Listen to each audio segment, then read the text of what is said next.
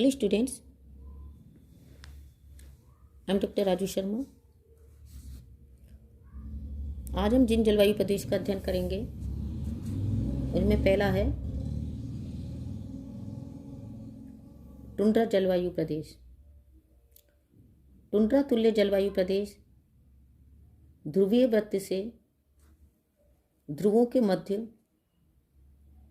उत्तरी गोलार्ध में अलास्का, उत्तरी कनाडा, यूरेशिया महाद्वीप में उत्तरी तट या ध्रुवीय भागों के निकट पाए जाते हैं। यदि जलवायु की दृष्टि से देखा जाए तो यहाँ पर 12 महीने में से 10 महीने कठोर ठंड और पाले की दशा रहती है। दिसंबर जनवरी में तो यहाँ का तापमान -30 डिग्री सेंटीग्रेड से भी बहुत नीचे पहुँच जाता है। यहाँ ग्रीष्म काल में 3 से 5 महीने तक दिन एवं सर्दियों में उतनी ही लंबी रातें होती हैं। ग्रीष्म काल में 2 से 2.5 महीने तक ही तापमान शून्य से ऊंचे रहने से सतह पर छोटे छोटे पौधे उगकर फूल खिलकर 70-75 दिन में अपना जीवन चक्र पूरा कर लेते हैं। इन प्रदेशों में सारी ही वर्षा प्राय हिमपात के रूप में होती है। वर्षा का औसत 25 सेंटीमीटर है, किंतु इन निर्जन व निष्क्रिय प्रदेशों में कम या अधिक वर्षा का विशेष महत्व नहीं है। अतः इन्हें उजाड़ और ठंडे मरुस्थल भी कहते हैं। प्राकृतिक वनस्पति के नाम पर यहाँ काई और लिचेन प्रमुख रूप से मिलने वाली वनस्पति है। दक्षिणी सीमाओं पर ठिगने कोड़धारी वृक्ष भी पाए जाते हैं।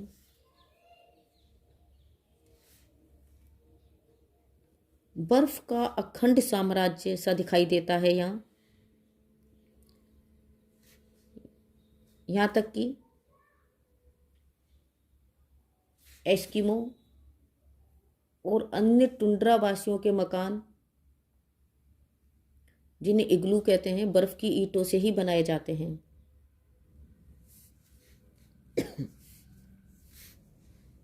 नेक्स्ट, हिम से ढके प्रदेश। हिम से ढके प्रदेशों में ग्रीनलैंड और अंटार्कटिका महाद्वीप, उत्तरी कनाडा के उत्तरवर्ती द्वीप सम्मिलित हैं। यहाँ पर कहीं कहीं तो सैकड़ों मीटर की गहराई तक हिम की मोटी चादर ढकी हुई है। ये हिमयुग के अवशिष्ट भाग कहे जा सकते हैं। यहाँ पर वर्ष भर भयंकर सर्दी, बर्फीली आंधियाँ और कहीं कहीं कभी कभी हिमपात भी होता है। ग्रीनलैंड के दक्षिणी पश्चिमी तट पर कुछ परिवार रहते हैं। इसी तरह अंटार्कटिका पर वैज्ञानिकों की बस्तियां और पेंगुइन चिड़िया पाई जाती हैं। अन्यथा यह एक उजाड़ खंड है। यहाँ से हिम फिसल फिसल कर हिमखंडों के रूप में निकटवर्ती सागरों में बहती रहती है। नेक्स्ट है पर्वतीय जलवायु वाले प्रदेश। ये प्रदेश संपूर्ण विश्व के पर्वतीय भागों में विस्तृत हैं। इनका विस्तार विषुवत रेखा से ध्रुवों की ओर महाद्वीपों में है। पर्वतीय प्रदेशों की जलवायु ऊंचाई के अनुसार निरंतर उसी प्रकार से परिवर्तनशील रहती है जिस प्रकार से विषुवत रेखा से ध्रुवों की ओर जाने पर जलवायु परिवर्तनशील होती है।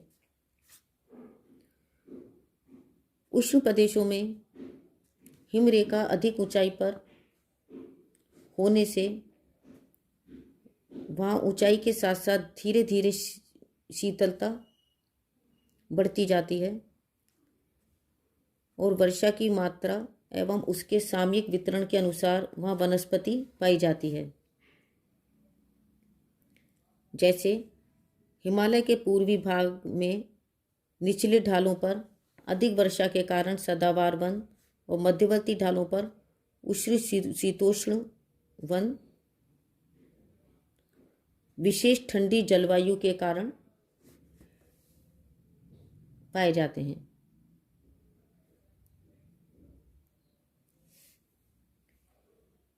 यहाँ पर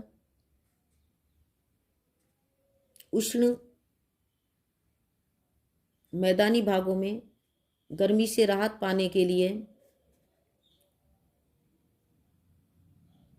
2500 से 3000 मीटर ऊंचे भागों पर स्थित पहाड़ी भ्रमण केंद्रों पर सैलानी घूमने जाते रहते हैं। शीतोष्ण प्रदेशों में हिमरेखा ठंडी जलवायु के कारण कम ऊंचाई पर ही मिल जाती है,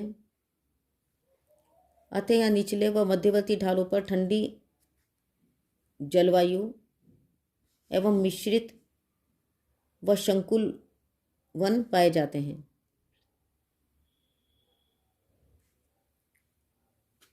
ध्रुवीय और उपध्रुवीय प्रदेशों में हिमरेखा समुद्र तल के निकट रहने से संपूर्ण पहाड़ी ढालों पर कठोर ठंड एवं हिम का प्रभाव बना रहता है।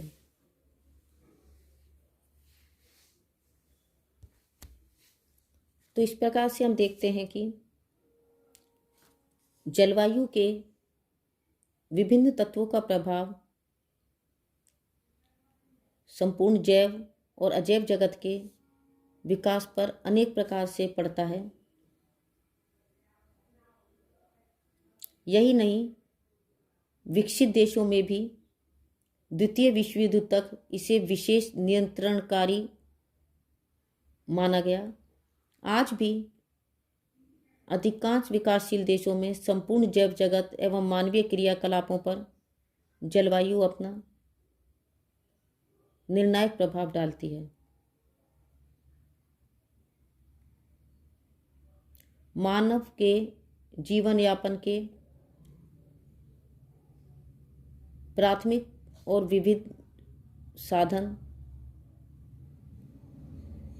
आखेट, वस्तु संग्रह, पशुपालन, कृषि, विकसित तकनीक की विशिष्ट कृषि पद्धति, खनिज संसाधन विदोहन और औद्योगिक विकास पर जलवायु अपना स्पष्ट प्रभाव डालती है।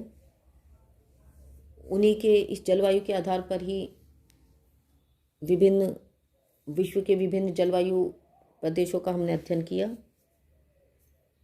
तो आज के लिए बस इतना ही। Thank you.